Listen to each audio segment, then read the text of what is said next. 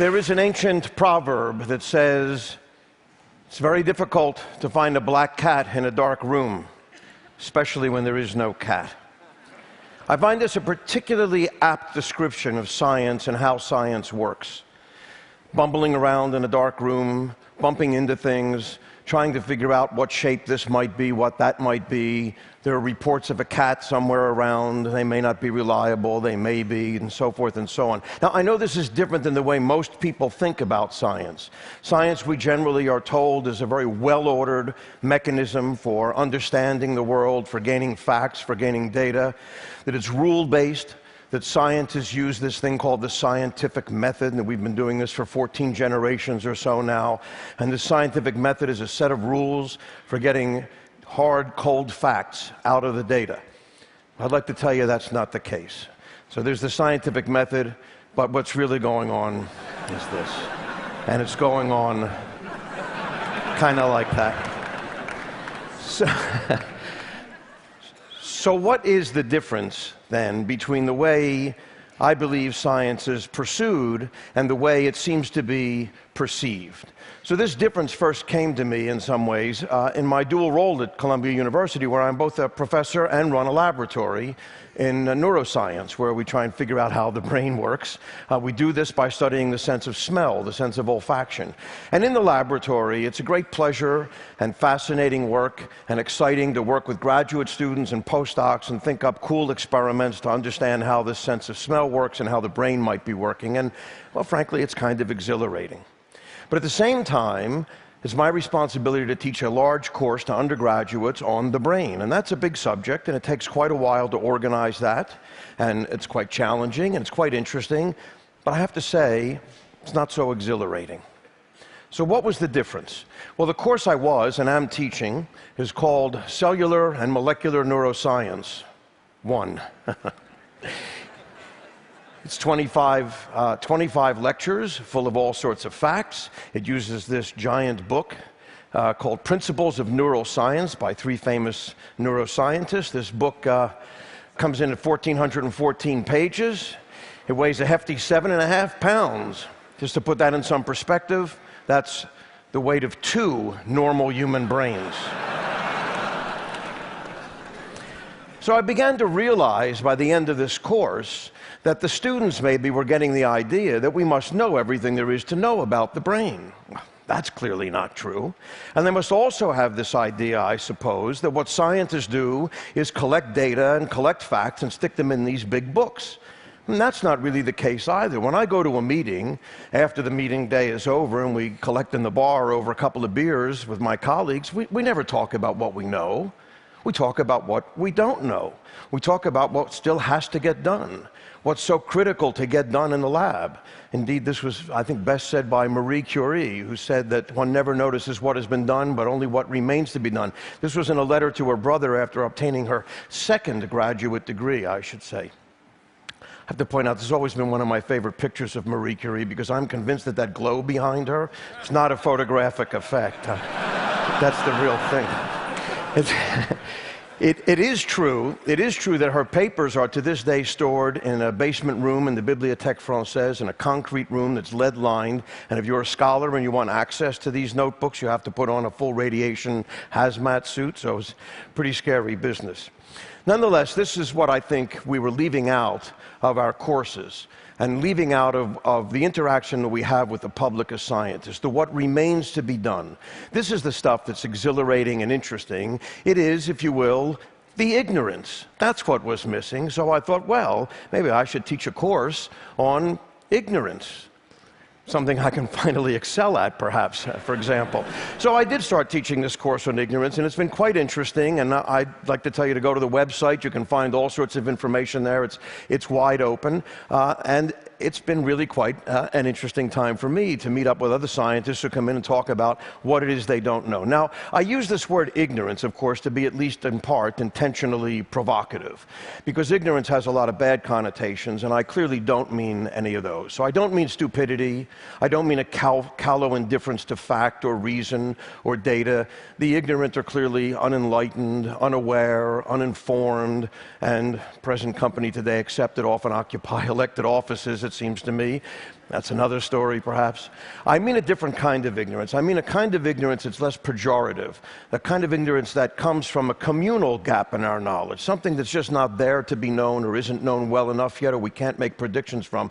The kind of ignorance that's maybe best summed up in a statement by James Clerk Maxwell, perhaps the greatest physicist between Newton and Einstein, who said, "Thoroughly conscious ignorance is the prelude to every real advance in science." I think it's a wonderful idea, thoroughly conscious ignorance. So that's the kind of ignorance that I want to talk about today. But of course, the first thing we have to clear up is what are we going to do with all those facts? So it is true that science piles up at an alarming rate. We all have this sense that science is this mountain of facts, this accumulation model of science, as many have called it. And it seems impregnable, it seems impossible. How can you ever know all of this? And indeed, the scientific literature grows at an alarming rate. In 2006, there were 1.3 million papers published. There's about a 2.5% yearly growth rate. And so last year we saw over 1.5 million papers being published. Divide that by the number of minutes in a year, and you wind up with 3 new papers per minute. So I've been up here a little over 10 minutes. I've already lost 3 papers. I have to get out of here, actually. I have to go read. So what do we do about this? Well, the fact is that what scientists do about it is a kind of a controlled neglect, if you will. We just don't worry about it in a way. The facts are important. You have to know a lot of stuff to be a scientist, that's true. But knowing a lot of stuff doesn't make you a scientist. You need to know a lot of stuff to be a lawyer, or an accountant, or an electrician, or a carpenter. But in science, knowing a lot of stuff is not the point. Knowing a lot of stuff is there to help you get to more ignorance. So knowledge is a big subject, but I would say ignorance is a bigger one. So this leads us to maybe think about a little bit about some of the models of science that we tend to use, and I'd like to disabuse you of some of them. So one of them, a popular one, is that scientists are patiently putting the pieces of a puzzle together to reveal some grand scheme or another. This is clearly not true. For one, with puzzles, the manufacturer has guaranteed that there's a solution. We don't have any such guarantee. Indeed, there are many of us who aren't so sure about the manufacturer. So I think the puzzle model doesn't work. Another popular model is that science is busy unraveling things the way you unravel the peels of an onion. So peel by peel, you take away the layers of the onion to get at some fundamental kernel of truth. I don't think that's the way it kind of works either. Another one, a kind of popular one, is the iceberg idea, that we only see the tip of the iceberg, but underneath is where most of the iceberg is hidden. But all of these models are based on the idea of a large body of facts that we can somehow or another get completed. We can chip away at this iceberg and figure out what it is, or we could just wait for it to melt, I suppose, these days. But one way or another, we could get to the whole iceberg, right? Or make it manageable. But I don't think that's the case. I think what really happens in science is a model more like the magic well, where no matter how many buckets you take out, there's always another bucket of water to be had, or my particularly favorite one, with the effect and everything, the ripples on a pond. So if you think of knowledge being this ever-expanding ripple on a pond, the important thing to realize is that our ignorance, the circumference of this knowledge, also grows with knowledge. So that knowledge generates ignorance. This is really well said, I thought, by George Bernard Shaw. This is actually part of a toast that he delivered to celebrate Einstein at a dinner celebrating Einstein's work, in which he claims that science just creates more questions than it answers. I find that kind of glorious, and I think he's precisely right. Plus, it's a kind of job security. As it turns out, he kind of cribbed that from the philosopher Immanuel Kant, who 100 years earlier had come up with this idea of question propagation, that every answer begets more questions. I love that term, question propagation, this idea of questions propagating out there. So I'd say the model we want to take is not that we start out kind of ignorant and we get some facts together and then we gain knowledge. It's rather kind of the other way around, really. What do we use this knowledge for? What are we using this collection of facts for? We're using it to make better ignorance, to come up with, if you will, higher quality ignorance. Because, you know, there's low quality ignorance and there's high quality ignorance. It's not all the same. Scientists argue about this all the time. Sometimes we call them bull sessions, sometimes we call them grant proposals, but nonetheless, that's what the argument is about. It's the ignorance, it's the what we don't know, it's what makes a good question. So how do we think about these questions? I'm going to show you sort of a graph that shows up quite a bit on happy hour posters in various science departments. This graph asks the relationship between what you know and how much you know about it. So what you know can know anywhere from nothing to everything, of course, and how much you know about it can be anywhere from a little to a lot. So let's put a point on the graph. There's an undergraduate. Doesn't know much, but they have a lot of interest. They're interested in almost everything. Now you look at a master's student a little further along in their education, and you see they know a bit more, but it's been narrowed somewhat. And finally, you get your PhD, where it turns out you know a tremendous amount about almost nothing. What's really disturbing is the trend line that goes through that. Because, of course, when it dips below the zero axis there, it gets into a negative area. That's where you find people like me, I'm afraid. But the important thing here is that this can all be changed. This whole view can be changed by just changing the label on the x-axis. So instead of how much you know about it, we could say, what can you ask about it? So yes, you do need to know a lot of stuff as a scientist, but the purpose of knowing a lot of stuff is not just to know a lot of stuff. That just makes you a geek, right? Knowing a lot of stuff, the purpose is to be able to ask lots of questions, to be able to frame thoughtful, interesting questions, because that's where the real work is. So let me give you a quick idea of a couple of these sorts of questions. I'm a neuroscientist, so how would we come up with a question in neuroscience? Because it's not always quite so straightforward. So, for example, we could say, well, what is it that the brain does? Well, one thing the brain does moves us around. We walk around on two legs. That seems kind of simple somehow or another. I mean, virtually everybody over 10 months of age kind of walks around on two legs, right? So that maybe is not that interesting. So instead, maybe we want to choose something a little more complicated to look at. How about the visual system? There it is, the visual system. I mean, we love our visual systems. We do all kinds of cool stuff. Indeed, there are over 12,000 neuroscientists who work on the visual system, from the retina to the visual cortex, in an attempt to understand not just the visual system, but to also understand how general principles of how the brain might work. But now here's the thing. Our technology has actually been pretty good at replicating what the visual system does. We have TV, we have movies, we have animation, we have photography, we have pattern recognition, all of these sorts of things. They work differently than our visual systems in some cases, but nonetheless, we've been pretty good at making a technology work like our visual system. Somehow or another, 100 years of robotics, you never saw a robot walk on two legs, because robots don't walk on two legs, because it's not such an easy thing to do.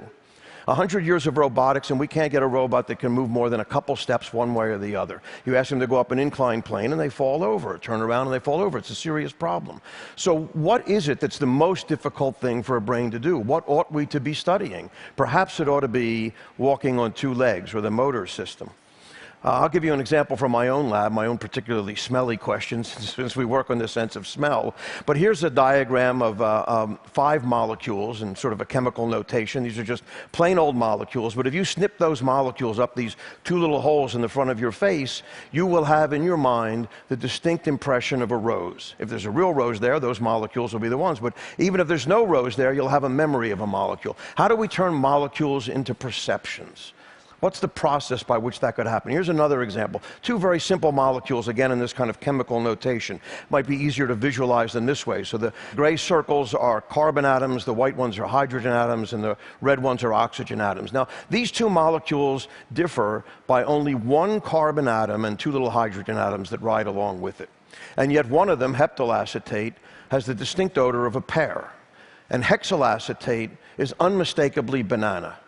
So there are 2 really interesting questions here, it seems to me. One is, how can a simple little molecule like that create a perception in your brain that's so clear as a pear or a banana? And secondly, how the hell can we tell the difference between 2 molecules that differ by a single carbon atom? I mean, that's remarkable to me. Clearly the best chemical detector on the face of the planet. You don't even think about it, do you? So, this is a favorite quote of mine that takes us back to the ignorance and the idea of questions. I like to quote because I think dead people shouldn't be excluded from the conversation. And I also think it's important to realize that the conversation's been going on for a while, by the way. So Erwin Schrödinger, a great quantum physicist and I think philosopher, points out how you have to abide by ignorance for an indefinite period of time. And it's this abiding by ignorance that I think we have to learn how to do. This is a tricky thing. This is not such an easy business. I guess it comes down to our education system, so I'm going to talk a little bit about ignorance in education, because I think that's where it really has to play out. So, for one, let's face it, in the In the age of Google and Wikipedia, the business model of the university and probably secondary schools is simply going to have to change. We just can't sell facts for a living anymore. They're available with a click of the mouse, or if you want to, you could probably just ask the wall one of these days, wherever they're going to hide the things that tell us all this stuff. So what do we have to do? We have to give our students a taste for the boundaries, for what's outside that circumference, for what's outside the facts, what's just beyond the facts. How do we do that? Well, one of the problems, of course, turns out to be testing. We currently have an educational system which is very efficient, but is very efficient at a rather bad thing. So in second grade, all the kids are interested in science, the girls and the boys. They like to take stuff apart, they have great curiosity, they like to investigate things, they go to science museums, they like to play around. They're in second grade. They're interested. But by 11th or 12th grade, fewer than 10% of them have any interest in science whatsoever, let alone a desire to go into science as a career. So we have this remarkably efficient system for beating any interest in science out of everybody's head. Is this what we want? I think this comes from what a teacher colleague of mine calls the bulimic method of education. You know, you can imagine what it is. We just jam a whole bunch of facts down their throats over here, and then they puke it up on an exam over here, and everybody goes home with no added intellectual heft whatsoever. This can't possibly continue to go on. So what do? Well, the geneticists, I have to say, have an interesting maxim they live by. Geneticists always say, you always get what you screen for. And that's meant as a warning. So we always will get what we screen for, and part of what we screen for is in our testing methods. But we hear a lot about testing and evaluation, and we have to think carefully when we're testing whether we're evaluating or whether we're weeding people out, whether we're making some cut. Evaluation is one thing. You hear a lot about evaluation in the literature these days, in the educational literature, but evaluation really amounts to feedback. It amounts to an opportunity for trial and error. It amounts to a chance to work over a longer period of time with this kind of feedback. That's different than weeding, and usually I have to tell you, when people talk about evaluation, evaluating students, evaluating teachers, evaluating schools, evaluating programs, that they're really talking about weeding. And that's a bad thing, because then you will get what you select for, which is what we've gotten so far. So I'd say what we need is a test that says, what is X? And the answers are, I don't know, because no one does. Or what's the question, even better? Or, you know what, I'll look it up. I'll ask someone. I'll phone someone. I'll find out. Because that's what we want people to do, and that's how you evaluate them. And maybe for the advanced placement classes, it could be, here's the answer, what's the next question? That's the one I like in particular. So let me end with a quote from William Butler Yeats, who said, education is not about filling buckets, it's lighting fires. So I'd say, let's get out the matches. Thank you. Thank you.